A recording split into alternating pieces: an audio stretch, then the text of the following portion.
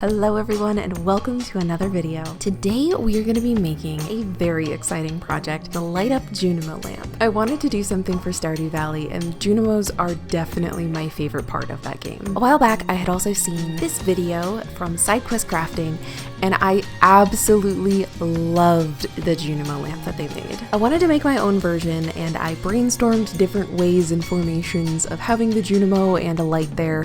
But honestly, the Junimo holding the star just made the most sense. So a huge nod to SideQuest Crafting for the big inspiration. But I didn't want to build mine exactly the same way that they did, partly because I wanted to use a regular light bulb.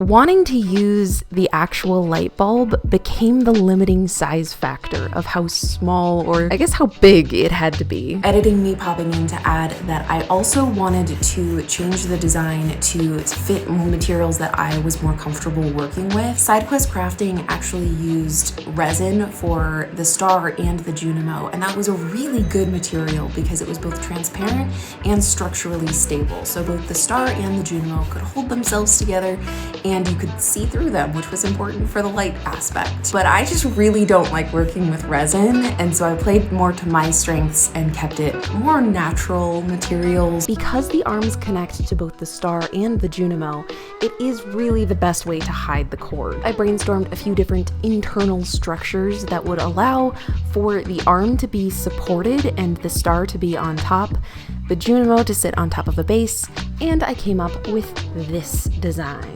As I'm working, you can see that I have two shapes for the Junimo. One is where I know the wool is gonna go, and the second is where the skeleton is gonna be. And you also see three different versions of the arms, or three same versions of the arms, so they can stack on top of each other and have a lot more support. There is also an attempt at these holes for the Junimo to slot into, but you'll see later they don't work out the way that I anticipated them to.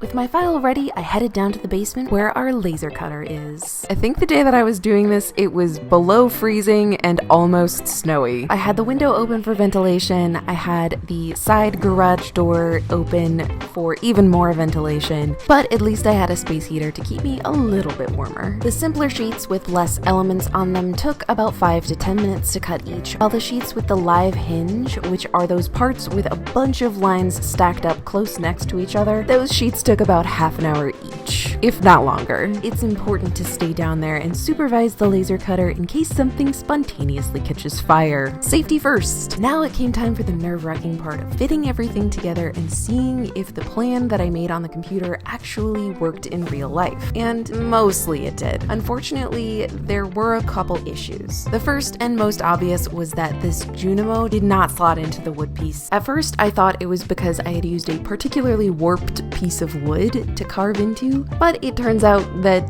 the holes were just wrong. What I'm hoping to do is to make another little tree trunk base so that this boy can sit up here. He'll have his own tiny little tree trunk on top of this island, but this boy is going to be elevated, have his own tree base, and then I can put little things down here and go from there. The other problem that was a lot more annoying to fix was that the star wasn't thick enough. My first version of the star pattern I had just downloaded off of Etsy and made no adjustments to it. Whereas the base piece, I used a pattern generator where you actually have to input the measurements that you want and it'll spit out a pattern for you. Extremely useful, but I just kind of didn't think about that with the star, and that was a critical mistake. Again, my size limitation factor was wanting to use a normal light bulb. I did not want to have to switch it out with a smaller night light. I wanted to be able to just stick a normal light bulb in there, especially because I wanted it to be able to change colors. My first pass at the star was not usable. It turned out to be a little bit too thin to accommodate the light bulb, so I had two choices. One, I could either build sort of a poke out situation, which seemed pretty complicated. I went with the second option, which sounded a little bit easier, and that was to just expand the belt of the star so that it had a thicker chunk to it and could accommodate the bulb. And while I was reprinting this second round of laser cut stuff, I got a very special guest. So I'm sitting here minding my own business, laser cutting, and I have the window open for ventilation, and also this basement comes with a door. And a cow!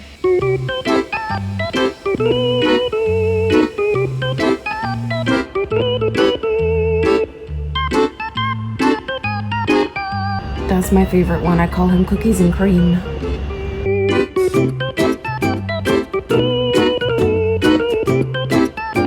Remember how I thought that this didn't work because the wood was too warped? Turns out it just didn't work because the holes are in the wrong spot. And I'm not quite sure how that happened the way that I made the file, but it happened. And so now we have the exact same problem with these holes. So in order to get this to actually go in the slots where it's supposed to go and be structurally sound, I will still have to drill those holes out. So up next is drilling this out, slotting this in, and gluing everything together.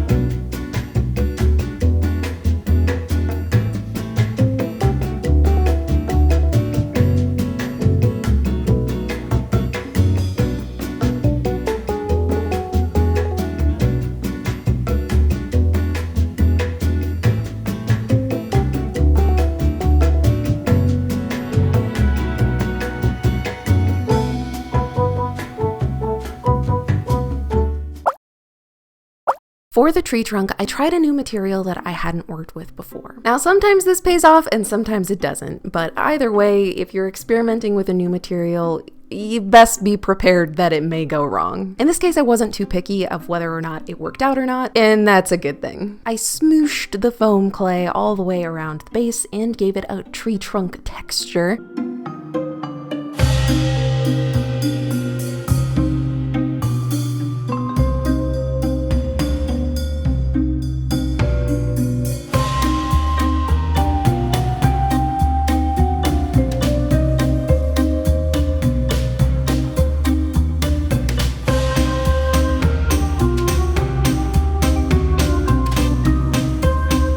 While I didn't spend too much time giving it that tree trunk texture, it was longer than I should have, given that it all just kind of blorped out. Yesterday, the foam clay was settling enough that like some of the texture was retained, but I knew it was not going to retain much. I was worried about it falling completely off the piece, and the good news is that it has not completely slumped off.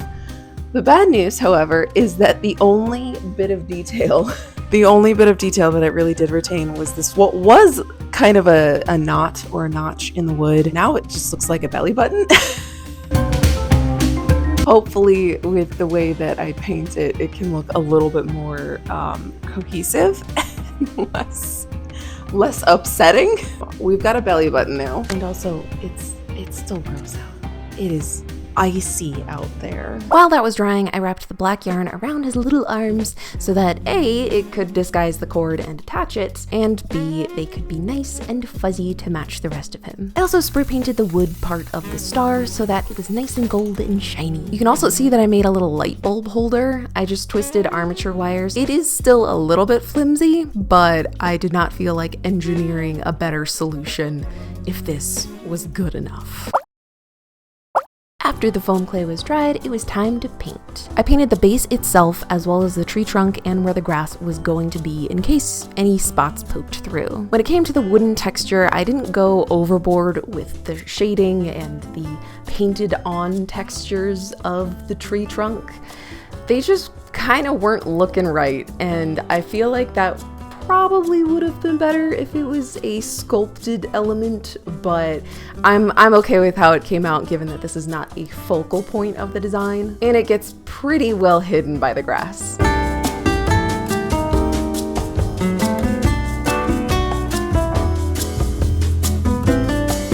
For the grass, I ended up making little bushels that I tied together and then chopped in half. The chopping it in half turned out to be a crucial part of the technique, as the cutting it in half left you with a perfectly even bottom. That meant that as you were hot gluing onto the base, you could just smoosh all the grass into the hot glue all at once, and it had a much better chance of grabbing all of the pieces instead of just the longer ones. I did, however, test a patch with tacky glue first, and that was just not drying at all.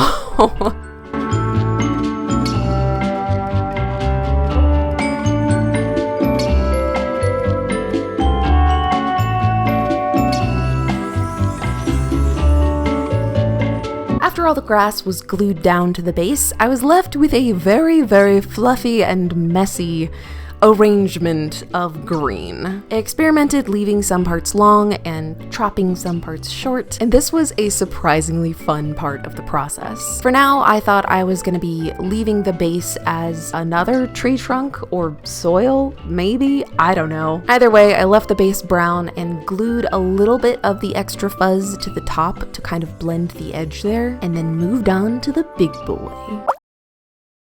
Now, I am pretty new to needle felting. I do not know many techniques. I don't know the best way to create a base, especially not for something this big. But I have done a couple projects, enough to know that this was going to be a challenge. The biggest challenge was going to be navigating that Junimo skeleton that served as the functional engineering part of the lamp that held the light bulb up.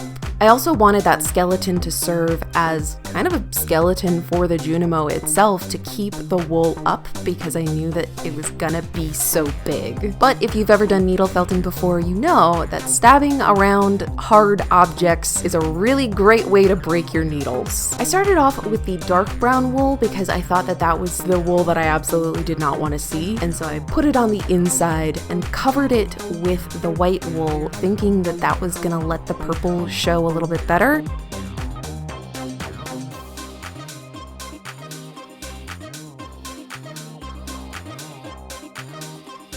I should have reversed that, honestly, because you could see the white through the purple and the brown one would have blended in better, but it's okay. I think I covered it well enough. This was very much a trust the process situation where he just did not look right. He was not looking right the entire time.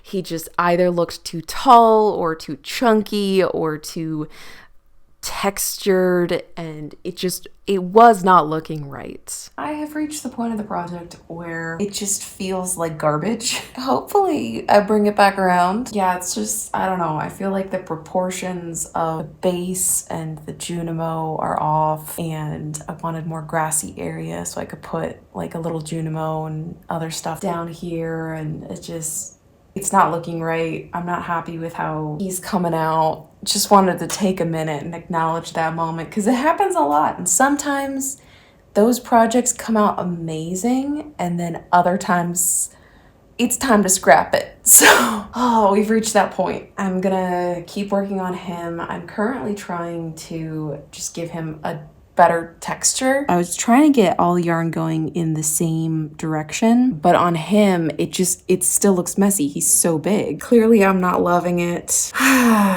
Poking down that apple sprout situation was actually very helpful in changing it from looking like an oversized gumdrop to a Junimo. The other big factor was the outside texture itself. Now, one of my previous needle felting projects was a little chicken, and on the chicken, I had sort of laid the wool going in one direction, and it kind of went the way that feathers would go. So the actual overall texture looked pretty decent and nice and polished in the way that it should be.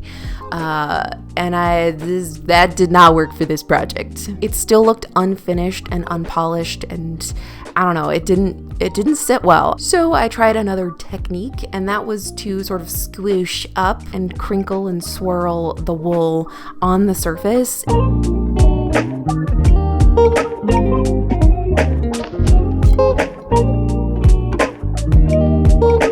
And now he just kind of looks a little sheepy.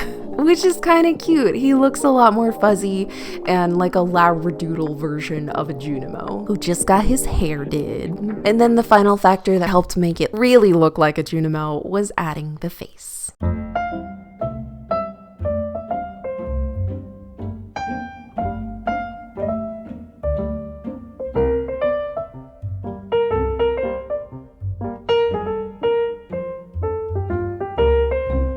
In almost every project, there's usually a moment where you look at your project and you can see what it's gonna look like in its final form. Now, sometimes that's as you finish it up, and that's kind of not that motivating, but sometimes it's halfway through. Putting the face on the Junimo was the moment for me. The project quickly went from, I don't know if this is gonna turn out, to, oh my gosh, I love this and I can't wait to finish.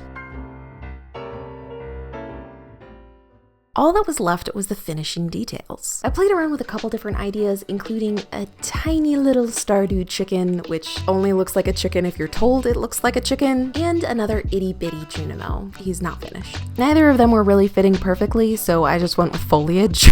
I crocheted some quick lavender flowers, but in orange yarn since the Junimo is purple, and I made them some stems by wrapping yarn around a wire. I used that same yarn technique for the Junimo's little head sprout and his leggies. For his head sprout, I debated making just a clump, because the actual Junimos in Stardew Valley just have like one little splotch of color that matches their body. I don't know, that just didn't seem dramatic enough. So I found some shiny fabric and made him a little leaf.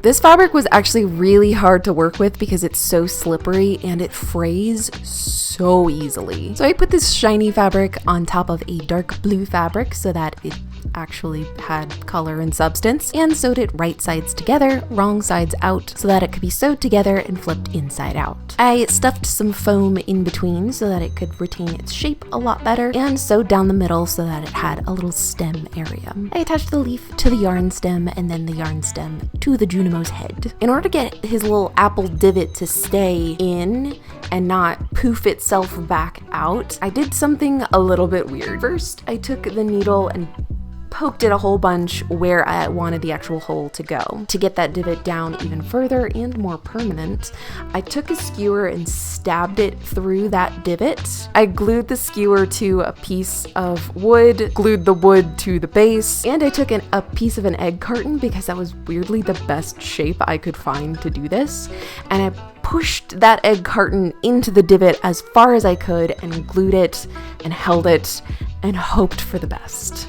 Hopefully I have footage of all this so all that makes sense. So the skewer is attached on the base and at the top so that it's holding the fabric kind of like a clamp. Next, I made more leaves. I found a really cool monstera leaf pattern, so I made a few of those because it's one of my favorite plants, and attached those to another stalk covered in yarn. I glued all of the accessories to the base, except for the flowers. The flowers, I chose a different route. For the flowers, I wanted them kind of a little bit closer to the Junimo, which meant that they kind of had to go through the tree, and I lucked out that the foam was still pretty easy to stab through, but that was where my luck ended. The foam wasn't quite thick enough or sturdy enough to hold the flower stalks in place, so I needed to drill a little bit deeper so they had the wood to grab onto. If you've ever wondered why you're told to tie your hair up when you're using a drill, this is why.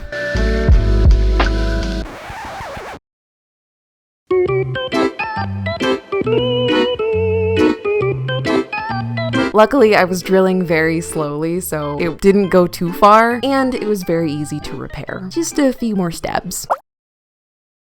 Let's talk about the star. For the star, I tested out different materials because I wanted this to look cool whether the lamp was on or not. I had a few different materials, but my favorite one ended up being the smart iron-on vinyl holographic Cricut material, some combination of those words, pressed onto a white polyester so that it could diffuse the light a little bit more. Because the light was so close to the film, and because the film was pretty see-through, I didn't want to be able to see the light bulb or the housing. At first, I tried just gluing the fabric star onto the wooden piece, but it looked unfinished. So I went and laser cut 2 star frames so that the front and the back could each have their own finish.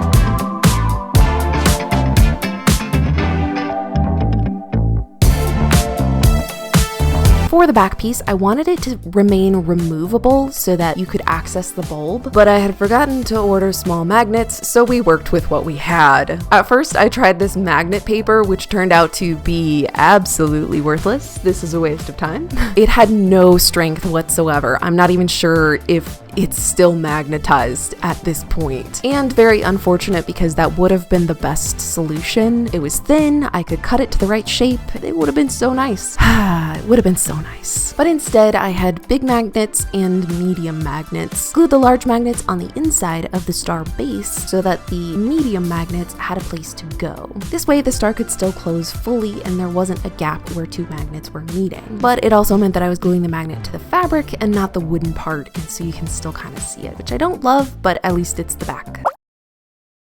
And now with him fully assembled, he still wasn't looking quite right. I trimmed the grass a little bit more, but the part that was really bugging me was the base itself.